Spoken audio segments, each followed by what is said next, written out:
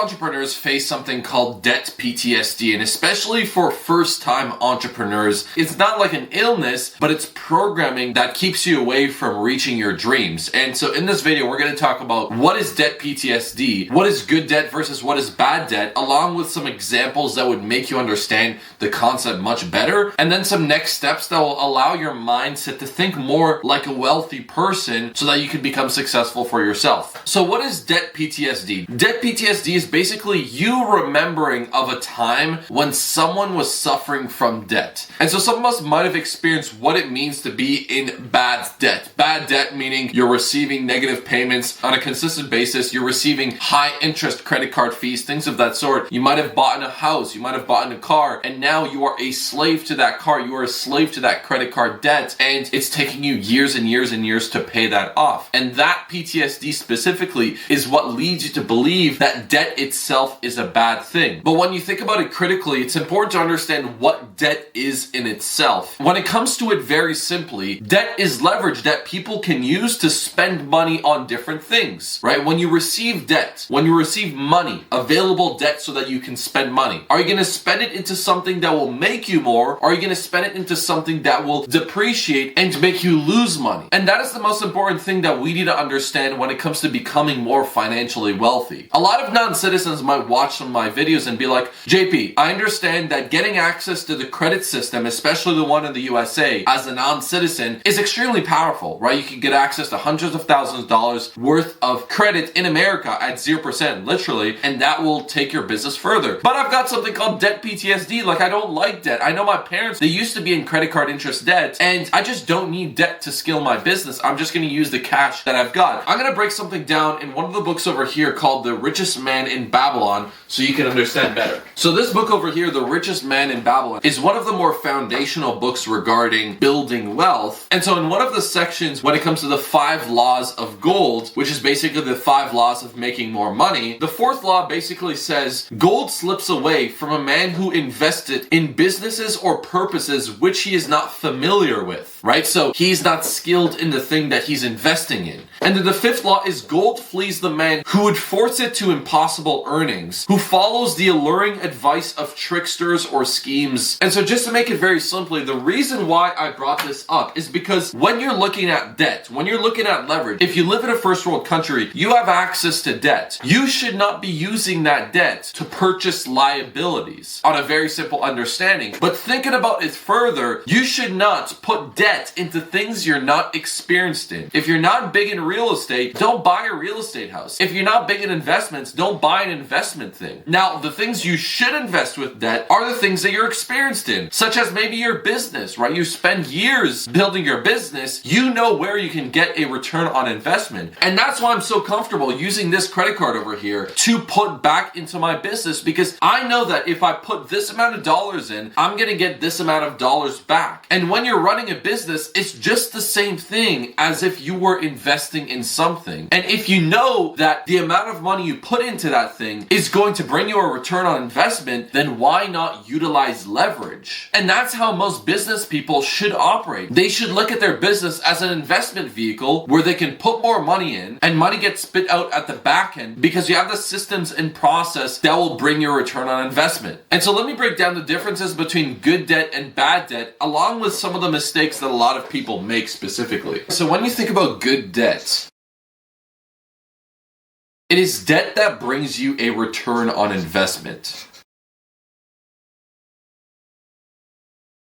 So with the credit card that you have, you might be paying 8% on the amount of money that you're borrowing, but you're getting back 20% on that amount. So the difference between 20% and 8% is going to be 12%. So you're making 12% on the amount that you're putting in there. And this is the simple math that a lot of multimillionaires do, and even billionaires. If you think about how the Federal Reserve works and how the banks work, they basically lend money to each other. You got the Federal Reserve at the very top. They lend money to the central banks. The central banks then lends money to the smaller banks, and they charge each other a percentage of the money they give themselves access to. So say, for example, you've got got a bank at the very top, it lends it down to a smaller bank. That bank at the very top is charging an interest on that smaller bank. That smaller bank is charging an interest to their clients, right? And so the way that they make money is through the difference. And that is literally how money works. This is how money is made. Money is made by utilizing leverage and making sure that you've got a return on investment on the thing that you're putting into. So good debt has a return on investment. Good debt also is forcing that money into assets.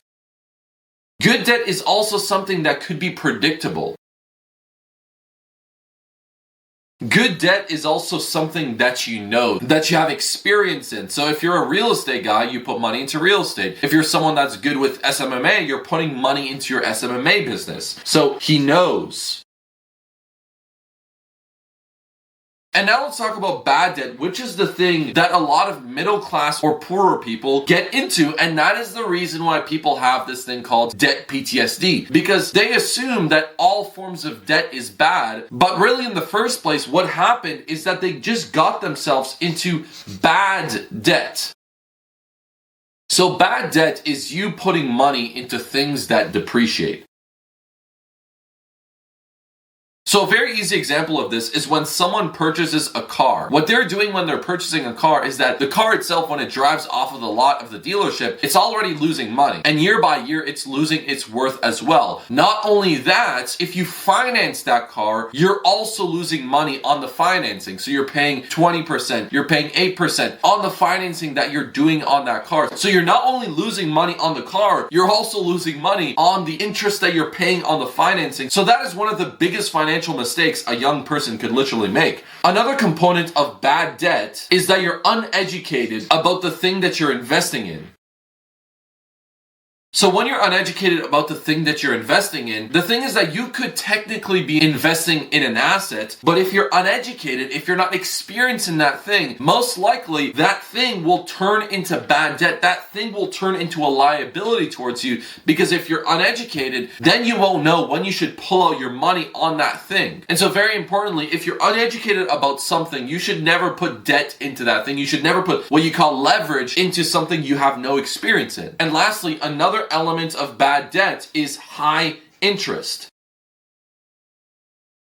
So when you think about high interest, you think about credit cards, you're thinking about high interest loans, things of that sort. And so these are really things that you can work around with, right? Because if you're a non-citizen, you're paying interest inside of Germany. You're paying interest on a credit card inside of Canada. You can technically get access to 0% business credit cards in the US. And there we go, you're not paying any interest on the capital you're spending on. And especially if you're spending money, you're putting money into something that brings a return on investment, then it becomes good debt. And so that is the reason why when you want to become wealthy, you should not only be in the pursuit of creating a company that brings a return on investment, you should also be in the pursuit of finding leverage that is at lower interest rates. Because if you can find leverage that is cheaper for you to actually use, then you'll make more money when it comes to the difference with the return on investment that you're making with that debt. And so this is pretty much the reason why a lot of people have PTSD with debt. It's because they're doing financial mistakes with leverage. Not only you're buying things that will not make you any more money, not only you're buying things that will depreciate, you're also buying those things at a very high interest rate, which is the reason why a lot of people have that PTSD. Now, I understand for the people that get into bad debt, most likely their financial situation is not the best. They need to buy food, they need to buy the survivals, right? They need to buy the basics. But most importantly, if you're in that situation, the last thing you should do is use leverage to purchase depreciating assets. And if I was in this situation, I would just get a job simply. I would stop working on a business, just get a job, work a lot of hours, and get out of this bad debt as quick as possible. If you want to get out of debt PTSD and have a good mindset on debt,